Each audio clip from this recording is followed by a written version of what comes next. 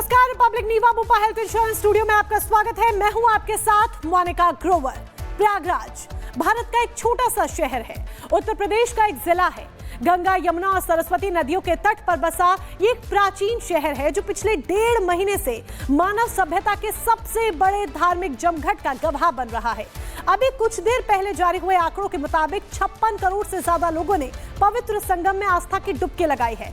जाति, समुदाय, भाषा, रंग भेद यानी विविधता से भरे इस देश में अभी संगम ही एकमात्र ऐसी जगह है जहां सब एक समान है, एक है, एकजुटता का संदेश दे रहे हैं। कोई भी अलग नहीं है, किसी का किसी से कोई भेदभाव नहीं है, कोई बैर नहीं है। सनातनी एकजुटता इसे विहंगम दिखा रही है। इससे विहंगम दृश्य इतिहास में आज से पहले कभी भी नहीं देखा गया, न कभी सुना गया।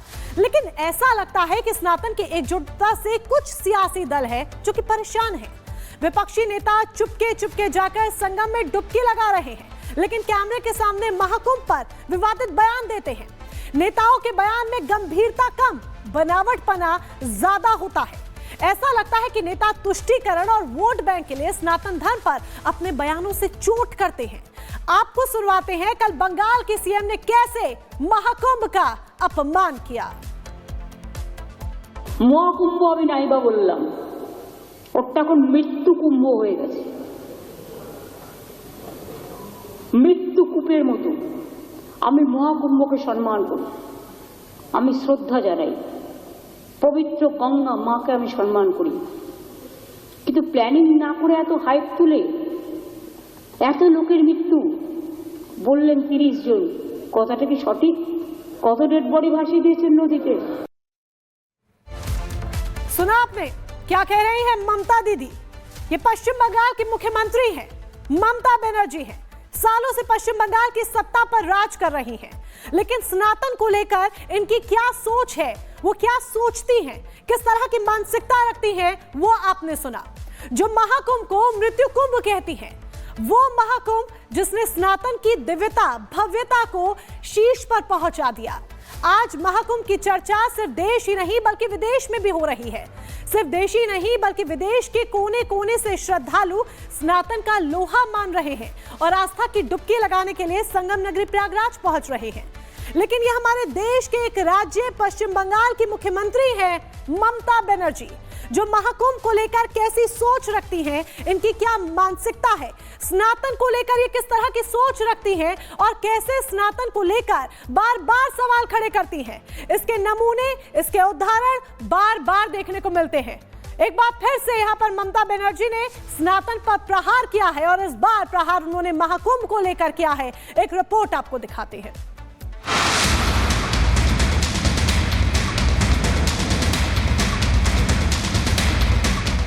মহাকুম্ভ আমি নাইবা বললাম, ওটা এখন মৃত্যু কুম্ভ হয়ে গেছে।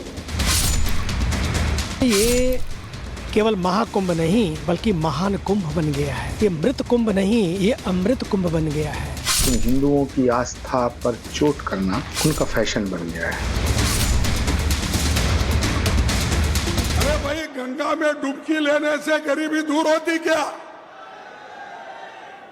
आपको खाना मिलता पेट को, तो ये लोग जाकर हजारों रुपए खर्च करके कंपटीशन पे डुबकियां मार रहे हैं। कुंभ का क्या कोई मतलब है?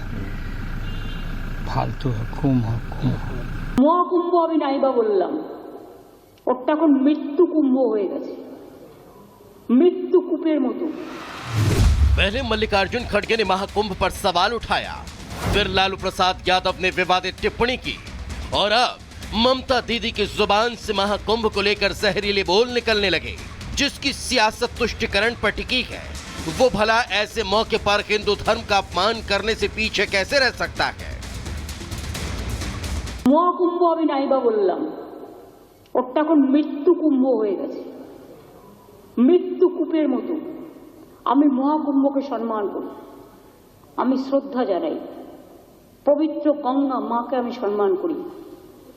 কিন্তু প্ল্যানিং না করে এত হাইপ তুলে এত লোকের মৃত্যু বললেন 30 জন, কথাটা কি সঠিক?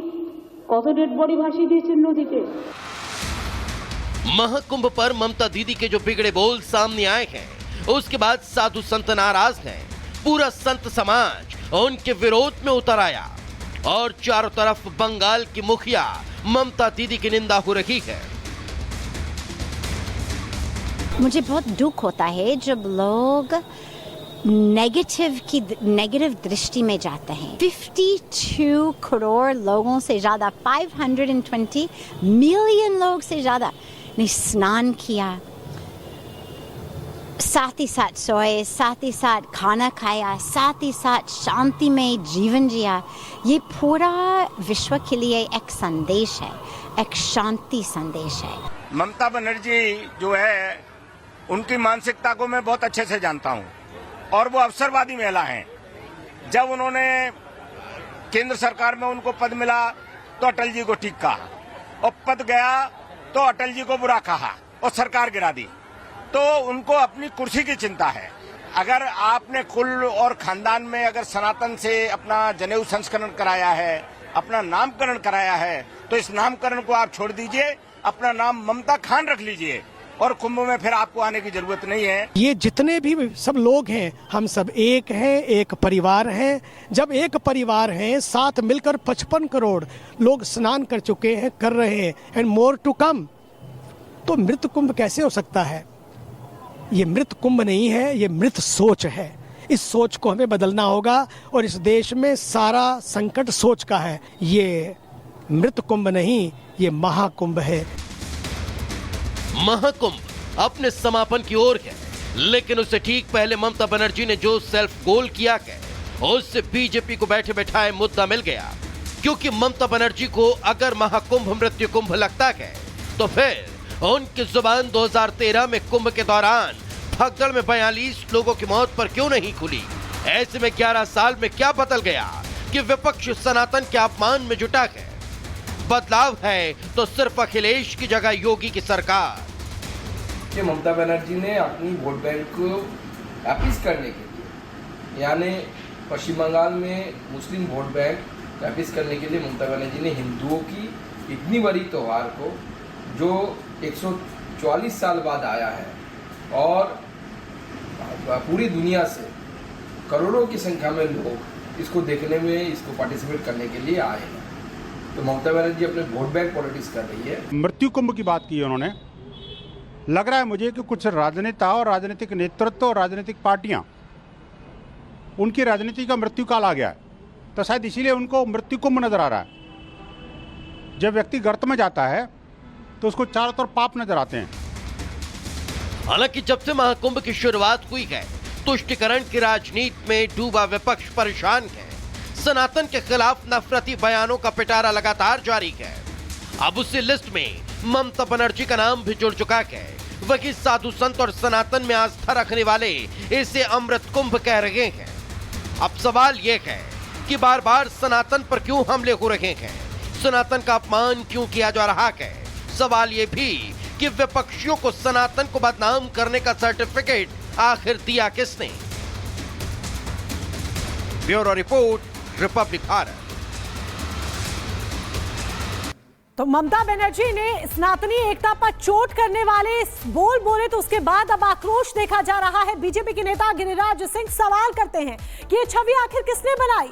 हाजियों की छवि है कि वो देश की शांति और समृद्धि के लिए मक्का में प्रार्थना करते हैं, लेकिन जब बात सनातनियों की आती है तो उनकी छवि बना दी गई है कि वो अपने पापों को धोने के लिए कुंभ जाते हैं। ऐसे में ये छवि आखिर किसने बनाई? बीजेपी के नेता गिरिराज सिंह ये सवाल करते हुए दिखाई देते हैं। और सवाल सिर्फ गिरिराज सिंह का नहीं है, सवाल उन तमाम करोड़ों सनातनियों का है जो ममता दीदी से पूछ रहे हैं कि ममता दीदी, आखिर आपको दिक्कत क्या है?